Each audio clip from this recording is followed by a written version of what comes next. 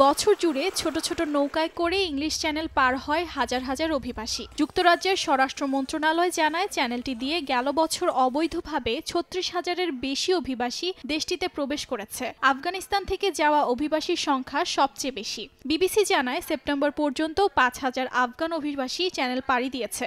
এরপরই সর্বাধিক সংখ্যক অভিবাসীরা ইরান, সিরিয়া, ভিয়েতনাম এবং ইরিত্রিয়ার নাগরিক, যাদের ৮০%ই পুরুষ। গেল জুলাই মাসে যুক্তরাজ্যের ক্ষমতায় আসেন কিয়ার স্টারমার। পূর্ববর্তী কনজারভেটিভ সরকারের বিতর্কিত রুয়ান্ডা প্রকল্প বাতিল করেন তিনি। এছাড়া অবৈধ অভিবাসীদের পাচারকারীদের বিরুদ্ধে কঠোর ব্যবস্থা গ্রহণ করার ওপর জোর দেয় তার সরকার। ফ্রান্সের সঙ্গেও যৌথভাবে কাজ শুরু করে লেবার প্রশাসন। ২০১৮ সাল থেকে এ পর্যন্ত ১,৫০,০০০-এর বেশি অভিবাসী ইংলিশ চ্যানেল পাড়ি দিয়েছে। অক্সফোর্ড ইউনিভার্সিটি অভিবাসন পর্যবেক্ষণ সংস্থা জানায়, ২০২৪ সালের জানুয়ারি থেকে ডিসেম্বর পর্যন্ত প্রায় ২৯,০০০ অভিবাসী ফেরত পাঠানো হয়েছে।